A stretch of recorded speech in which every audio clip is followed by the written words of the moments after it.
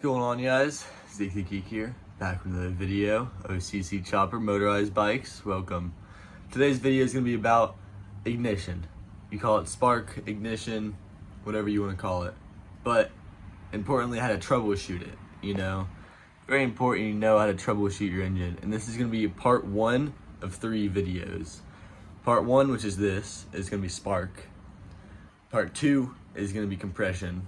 And part 3 is going to be fuel and air. Now, spark is the hardest, and that's why I'm starting with it. But those 3 things, spark, compression, fuel, and air, are what you need an engine to run. That's all you need, especially for these 2 strokes. They're so simple, So I'm gonna go down the list of ignition, and help you troubleshoot it. But the first thing is how to check if you have spark. And so basically what you do is you take the spark plug out. This is an NGK BR5HS. This is a really good plug. You rest in the top here, make sure the boot's on, and you spin the back tire. Spin the back tire, you push the pedals down, do it pretty fast, and you should see a spark bridging that gap. That's how you check spark. And if you have no spark, oh, perfect. This video is just for you, all right? There's 4 parts of the ignition, four parts. First part is this Magneto here. This is the magnet and this is the coil. Basically how it works is this magnet is connected to the shaft of the piston and the small gear in the clutch via Woodruff key. And this magnet spins around, produces a charge, sends it up here to the CDI, which is the second ignition thing. Sends it to the spark plug, and then bang, it's timed perfectly to the engine. And if you need to change the timing, you need to retard it or advance it, look at a video how to sand down the Woodruff key and do that. But that's 3, Magneto, CDI, and spark plug. But there's one people forget about, it's the kill switch. And that is kind of the killer, ironically, of these engines. But we're gonna start with the first thing, is the magnet in the Magneto. All right. Make sure it's still has magnetive capabilities. So what I do is I grab a wrench, I just put it on the side of this, and you can see mine is very magnetic. Second thing is put on the correct side. A lot of people will take this off to fix the seal, the crank seal back there. And they'll put the magnet on the table and then put it back on. But they can put it on backwards. And basically what will happen is you'll have spark, but it starts the engine backwards. Usually the pedal spins this way, but if you flip the magnet, you'd have to spin the tire this way, i.e. going backwards to start it. So yeah, you'll have spark, but it won't start, all right? Woodruff key, make sure there's a Woodruff key in there. It looks like half of a moon.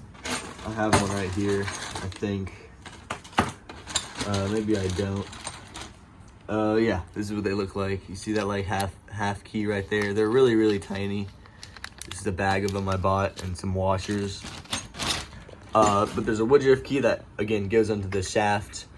And you basically put the Woodruff key in there, slide the magnet over and tighten it. But what can happen is, since this is magnetic, the Woodruff key can stick to the back of it. And then you tighten this down, it looks like normal. It looks how it is. But the Woodruff key won't actually be on this.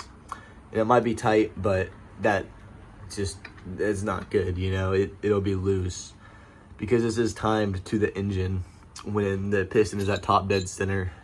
The thing to note is water is fine in this, in the whole ignition system. I've let this bike sit outside, it's fine as long as it doesn't sit in here. If you have the cover over here and water gets in via here, maybe the top gasket somehow, if it sits in there, it'll ruin everything. The next thing we're gonna go to is a coil. And I have one. This one's labeled bad because I had to replace it. But it only goes on one way, which is pretty common sense because you see that bulge. Obviously, you can't put the bulge against the case. It only goes on this flat side here. Varnish can get in the back. So basically, in the factory, they, wrap a copper wire over this. And then they put this fabric almost and then put a varnish over it. But sometimes that varnish can get in the back here. And that can mess up connections because the case is considered ground. That's why you put the spark plug here, which is ground, So what I would do is sand the back of this, and you can see this one is sanded pretty flat. Not perfectly, but flat enough, you know, where it would get good ground, but this is just a bad coil. They go bad, you know, it's almost like a battery kind of. Multimeter reading, you could look up readings for CDI and Magneto and CDI and see what you're supposed to be getting, but I don't have a multimeter, so I can't do that. Make sure there's an even gap here, so you can see in this magnet there's an even gap right there and right there. And basically you cut a credit card in half. Don't use your dad's, but cut it in half and then put one on each side and tighten these 4 bolts so it's even. Or you can fold a piece of paper over an even amount of times for both of them, because it doesn't matter how many times you really fold it over as long as these gaps are even. White wire, sometimes these are made with a white wire. You can see mine had one, but they cut it off in the factory. This is where it would be. Basically, the white wire is like it's like so you can hook up a light to it, for example. But basically what it does is it starves the engine of power, so you'll be heavily limited. That's why they always cut it off, and it can cut ground and cause some problems, so make sure it's cut off. All right, next thing we're gonna go to is kill switch. There's not much things about this. You usually have to replace it because it is hard to fix. It's not easy. I've seen people try it. Usually they fail. And I know a lot of people run without a kill switch because it does kill engines. And I'll explain that later. But basically, people run without one, and that's fine as long as you have back brakes. Or so like while the engine's running, you can just hold the brakes and that'll kill it, slow it down.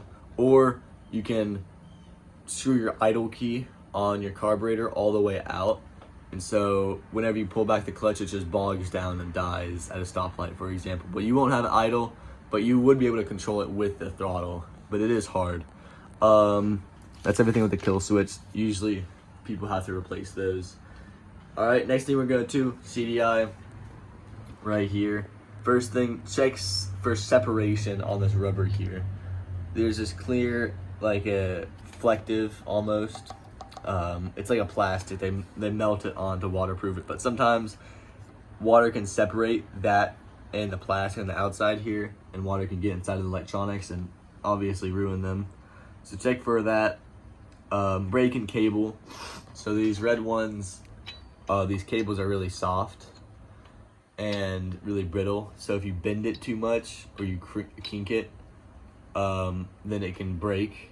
And basically you'll see like a white line in it if it breaks. And basically what you can do to fix that, if you see one, it's not always a problem, but what you can do is, let's say there's a white, it's cut right here. All right, what you can do is unscrew it from here, which is just a wood screw back here. Cut it from where the cable is still good, salvageable, and then just screw this part in, if that made any sense. Because basically there's copper in here, and it has to be sealed. You can do, so there's a difference. So this one was a black wired CDI. They're the same, pretty much, just different wires, different like cap wires. So these hook up differently to the spark plug. You can see in this one, can I take this off? I think I can. You can see in this one, there's that little like clip in there. There you go, you can kind of see it. There's that clip in there, and basically with spark plugs, I'll show you here too. I can. So there's this top part, and this goes into this one. There's like a spring almost, you can't see it, but it's like a round coil, and it fits snug around this. But with these black ones, you'd have to unscrew this, and then it'll like clip in. You'll understand it. So you know, if you try to put this over this spark plug without removing that, it won't work. And basically you can just grab some pliers and just twist it off. Don't do it too hard or you'll break the threading. Sorry y'all, my phone ran out of storage, but I deleted some videos and now we're back. So basically what I was saying is, if your CDI has a red wire, you need to keep this top part on, and if it has a black wire, you'll most likely have to remove it.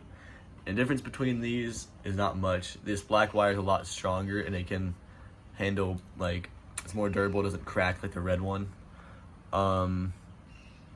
And if it does crack, you can unscrew it from here, because again, they're the same, it's just a wood screw. And you can unscrew it from this cap too. You can pull this back, and there's another wood screw you can unscrew it from. Like I was saying with the red one, if there's a cut right here, cut it here, unscrew this, and then screw this in. Rarely that's a fix, but it can be. And you know, what I was saying is grab some pliers if you need to take this top part off. Grab some pliers and twist it off. Don't do it too hard though, or you'll break the threading and you'll have to get a new spark plug. Let's see. Yeah, different cap.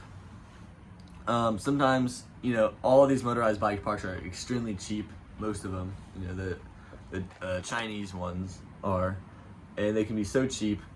The CDI is wired up wrong, so it'll be wired up black to red and red to black. You can see how it's supposed to be wired up is black to black and red to blue or red. It's really just black to black is what you have to remember. But sometimes they can wire them backwards and you'll have to hook up red to black and black to red. You can try that. Remove the kill switch from these. That's pretty simple. You can test that. Because the kill switch does kill a lot of these engines. They, again, aren't made very well, very cheap, and they can go bad. One thing you should check, and this is regardless if your spark works or not, but a tight gap, or these fittings fitting in tight, you know. They fit in with friction, pretty much, and they go in here. But basically, if this gap is too big, it won't fit tight. And basically what you do is remove this, grab some pliers, close this, and then put it back in and make sure it's tight, because while you're riding it can unplug. And I've had that happen to me where the kill switch unplugs and it's terrifying. Because before I didn't know how to stop an engine without a kill switch. I think I dropped the bike and it stopped running, miraculously. Another thing is, yeah, tight connections, and make sure these connections aren't rubbing against your exhaust. You can see I have a zip tie here, so I can move them away. They won't touch it. This is a bad example, but yeah, if the cables rub against the exhaust, it'll cut the cable, and boom, you have no spark. And if somehow these break or whatever, what you can do is splice the wire and solder it, if you know how to do that. Not the easiest thing, but it is possible. And I have heard it gives higher horsepower because it's a stronger connection. I don't think that's true, but if someone wants to prove me wrong in the comments, go for it. That's everything with the CDI. Spark plug, NGK is good. NGK makes reliable plugs. Their plugs and cars last for hundreds of thousands of miles without needing to be replaced. So if you have an NGK, most likely you won't have to replace it unless you're running way too rich in your engine and the carbon can foul the spark plug pretty much. And you'll see that. You can see mine is running a little rich, just like a little bit, but this is what your plug should look like. But it can be fully black with a bunch of carbon. Basically, you can use a steel brush to wipe it off and clean it. Make sure it's tight on the CDI cap. We already went over this, you know, but if you have a red wire, it'll work. If you have a black wire, you'll need to remove this. Different plug, that's just troubleshooting, you know. You want to try different plugs. That's, you know, something easy. And usually these kits come with 1 or 2 plugs, and I always recommend don't run with a stock plug. It is always horrible. It will most likely do more damage to your engine than good. Piston closing gap. So basically, what can happen is if your squish gap is really, really tiny, the piston can come up on the spark plug and close the gap every time it comes up. Basically what you'll have to do is either add some other gaskets or buy a new cylinder, for example, or a new piston. Gap too big or too small. So basically like these, the stock ones, you can't adjust the plug, but these NGK ones you can. Focus. You can see mine's a pretty big gap. And And what I used is just a simple spark plug tool. You can buy these at AutoZone. This is on my keychain. But a simple spark plug tool. You can buy these at AutoZone for $2. And I like to gap mine between 0.04 and 0.05. I find that's the best. And basically, rundown of the spark plug gap. If you have it too big, the electrical system won't have enough charge to bridge that gap. But if you have it too small, then it won't produce a big enough spark to light the fuel. And you can tell because it'll just keep flooding over and over. And when you take the spark plug out, it'll be wet from gas, obviously. That's pretty much it with the spark plug. Things you can try for free, right? Magnet is the magnet and the Magneto, magnetive. And yes, we already tested that. It should be. Is the Woodruff key on there? Yes. Okay, good. Does this back have ground on it? Did you sand the back of it? Make sure it touches ground. You can unplug the kill switch or wire your CDI black to black and red to red, or red to black and black to red, in the spark plug gap. And you don't need a gapper tool. Oh crap. That's not good. Just dropped it. But like that gap is way too small. You can see, hopefully my spark plug's still good. But yeah, make a bigger gap. But again, if it's too big, it won't spark. That's the video, y'all. Hopefully I got your spark working. But if none of that worked, you might have to buy a new Magneto, a new coil, or a new CDI. Usually the coil goes bad more often. That's it. Hope you all have a good day. It's part 1 of part 3. Part 1 of 3-part series. See y'all later. Part 2. Peace.